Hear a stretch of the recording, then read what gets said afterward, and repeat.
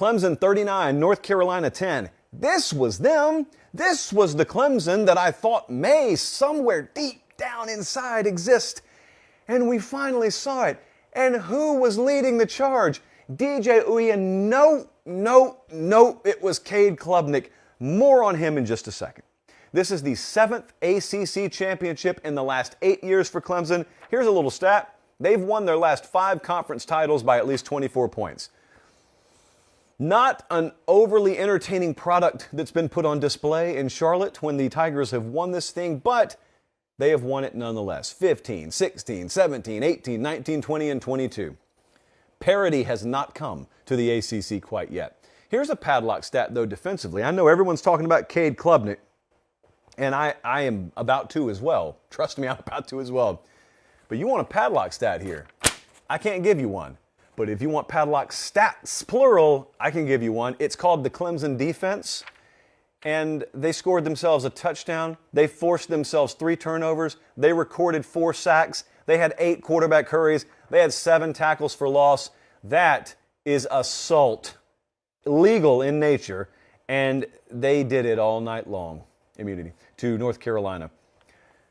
I've got to tell you something before I get into the true crux of this game. Surely, Cade Klubnik is the story of this game. And he went 20 of 24, had 274 passing yards.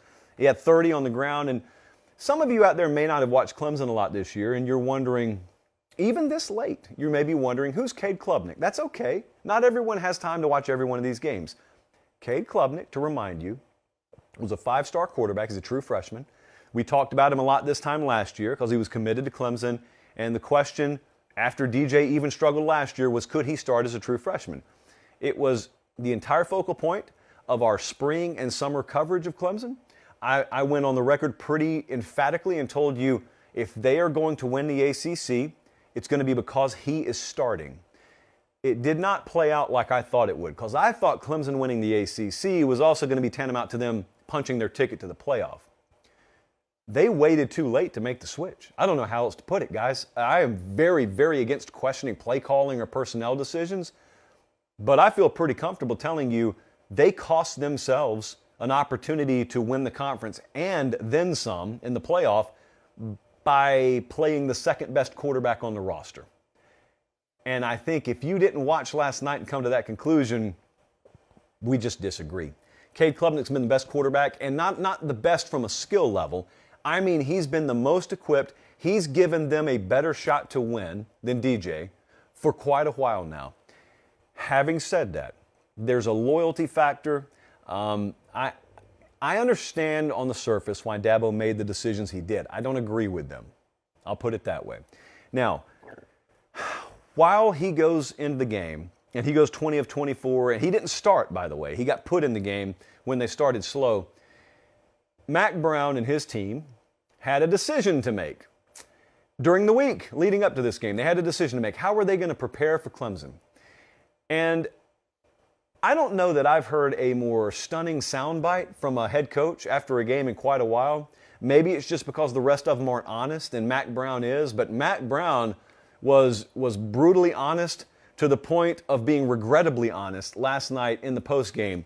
So to tee it up before we show you this quote, and I'm going to read it for you if you're on podcast, Mack Brown got asked, how did you guys prepare, or did you guys prepare for Cade Klubnik? Now, mind you, Klubnik's been in games already this year, and the talk around Clemson all week was about whether he was going to play.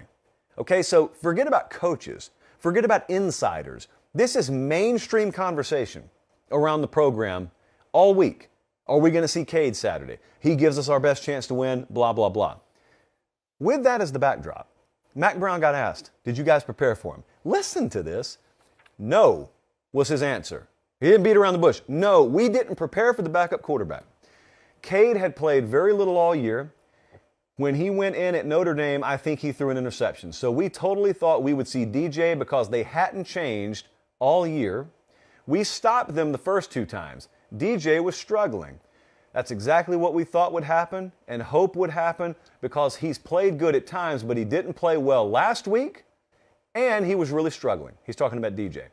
They weren't trying to run the ball. we thought they would try to line up and run the ball like Notre Dame did. But then Cade came in and hit 20 of 24 and 10 of 11 in the first half and really played great.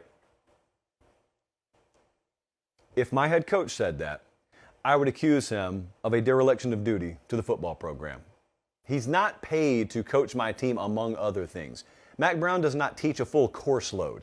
He doesn't act as a PE teacher in Chapel Hill and then coach football after 3:30 in the afternoon. That's his job. That's his staff's job. I didn't prepare for the backup quarterback is ridiculous on the surface. I didn't prepare for the backup quarterback who the entire world's been talking about playing this Saturday is egregious. That is a dereliction of your duty as the head football coach of a program. It's a pathetic statement. I love Mack Brown. That's a pathetic statement to say. That's one, as much as I appreciate honesty, I would much rather you just keep to yourself. I'd much rather hear that 5 or 10 years from now when a staffer who was there at the time tells me, we didn't even prepare for Cade that game. That's why we look so bad. Okay, fun little anecdote at a clinic 5 years from now. I don't want to be hearing that from my head coach the day after the game. Woof. At the same time, good year for North Carolina. Okay, I think they improved on last year. It's not a program that's in a bad place. It's an interesting program at a crossroads, I think. And part of that is because a lot of the rumors that will surround Drake May are not going to go away until he makes a definitive statement about the portal and whether he's going to leave or not. But they go 9-4 this year. So I know it ended with a thud yesterday, but good year for them. I completely think it's right to question Dabo Swinney here and the way he handled his quarterbacks. But yesterday is yesterday. Today and moving forward, as I told you last week, I think they'll do a healthy inventory of their team. I think they'll make some changes. Don't know what they'll be yet, but here's where I'm most interested. Dabo has been reluctant to dive into the portal. But if I take that game film yesterday, I said the same thing about Garrett Nussmeier at LSU. If I take that game film and I show you what Cade Klubnik can do, and I guarantee you he's here next year, I can go get some big-time receiver talent, which they used to have and win with, and they don't have, and they're not winning with right now.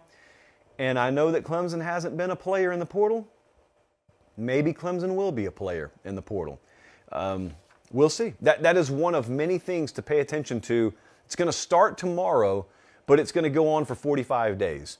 So let's just see. The Tigers are kind of on the outside looking in. They're not going to be at the forefront of these conversations. They're absolutely a program I'm keeping an eye on. Guys, thanks for watching Late Kick. Make sure and leave a comment. I love interacting with you. But most of all, please like the video and subscribe to the channel. That's how we keep all of this free.